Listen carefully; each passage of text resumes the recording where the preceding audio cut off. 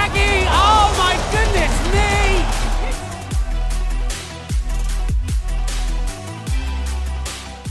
C'est bon résultat, mais je dirais assez bon parce que euh, je m'attendais pour quelqu'un pour Beina qui est en train de progresser, vu son âge, parce qu'il a quand même fait des belles performances l'an passé au championnat Ouais. d'Afrique junior et cadet. Euh, Mhm. Ne pas faire une finale, pour moi, j'ai l'impression que j'ai comme un goût d'inachevé. Est-ce que tu as le même feeling que moi ou est-ce que tu penses que c'est trop tôt pour lui pour qu'il Effectivement, j'ai le même feeling que toi parce que c'est un petit qui est dans une très très belle dynamique. Il est dans de très très belles perspectives.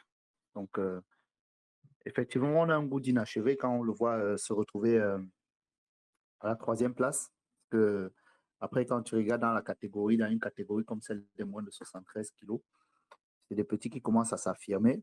Mais en même temps, on a ce goût d'inachevé. C'est pareil comme en moins de 81 kilos. Il faut que les petits là, commencent à prendre vraiment conscience. Parce que quand tu vois aussi, même par ricochet, quand tu vois un mec comme Molaké qui bat Wabo Wilfried, et c'est pas la première fois, il faut le souligner, c'est pas la première fois qu'il élimine Wabo Wilfried, il faut se poser aussi des questions. Il faut se poser des questions. Donc, moi, parfois, j'ai comme l'impression que si on organise un tournoi de vétérans contre ces jeunes-là, ils n'auront pas de chance. Excuse-moi de le dire, hein. Mais ça, c'est toujours mon bon, là, ressenti. Donc, je c'est pense un que défi que tu lances alors. là, il faudrait que. Tu dis? C'est un défi que tu lances un peu parce que dans le vétéran, là, tu es quand Ouais, même à l'intérieur. c'est un défi que je lance parce que si on constitue une belle équipe de vétérans, là, je ne suis pas sûr que les enfants l'auraient. Je ne suis pas très sûr qu'ils auraient une chance. Sur les 7 médailles d'or chez les mecs, chez les garçons, je suis sûr qu'ils auront au maximum 3. Ça veut dire que, parce que quand on a des générations qui n'arrivent pas à être meilleures que les générations précédentes, ça veut dire que la faute, c'est l'entraînement, c'est l'encadrement. Il n'y a pas une autre façon d'expliquer ça. Concrètement, Ouais. euh, on peut pas justifier en disant les plus jeunes sont plus faibles parce que c'est pas vrai, ils sont plus forts. Ils sont moins endurants, c'est pas vrai, ils sont plus endurants. Ils sont moins intelligents, c'est pas vrai. Ils sont minimalement aussi intelligents que nous, peut-être même plus Mhm. intelligents, probablement plus intelligents.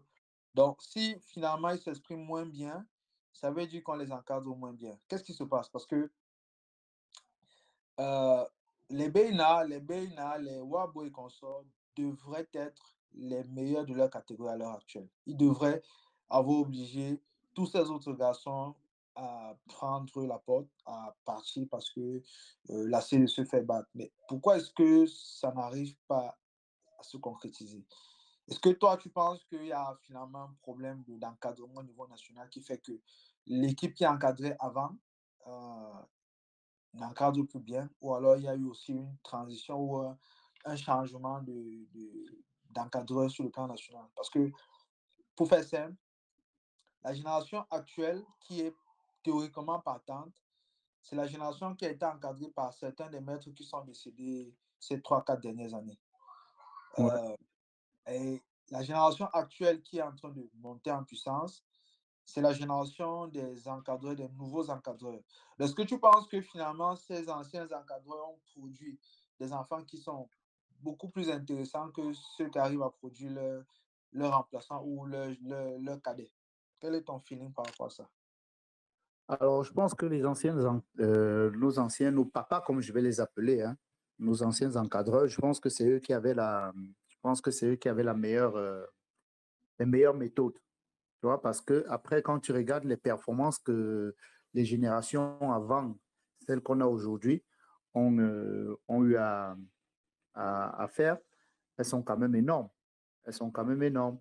Il y en a qui continuent même encore la compétition et qui réussissent encore à faire de très, très belles prouesses. Quand tu regardes, par exemple, en 81 kilos, où ces deux vétérans qui, euh, qui se hissent au sommet, ça explique un peu tout. Donc, ça peut être aussi ça peut, bon, après, oui, Les seuls titres, les derniers titres, pas les seuls, les derniers titres, la dernière vague de titres de champion d'Afrique qu'on a eu au Cameroun, c'était eux. Il n'y a plus aucun enfant qui ne soit pas sorti de leur sérail qui soit devenu champion d'Afrique. Je veux dire, statistiquement, ça se voit qu'il y a probablement un problème de relève au niveau de l'encadrement, pas des enfants de l'encadrement, parce que c'est toujours l'encadrement qui est un souci. Mais est-ce que ces anciens-là, ces aînés, s'ils avaient des techniques d'apprentissage ou est-ce qu'il y avait quelque chose qui faisait que leur cadet n'arrive pas à faire? Parce qu'en soi, ils n'entraînaient pas dans le secret, ils entraînaient au vu et au su de tout le monde. Les cadets d'aujourd'hui ont été pour la plupart leurs élèves. Donc, qu'est-ce qu'ils ont manqué pendant leur préparation, la préparation à leur carrière de... Je prends un exemple, dans beaucoup de clubs, tu as par exemple à Camrail, avant tu avais Maître Bell, maintenant tu as son remplaçant. Qu'est-ce qui se passe concrètement? Quel est ton feeling par rapport à ça? Alors, honnêtement, je pense que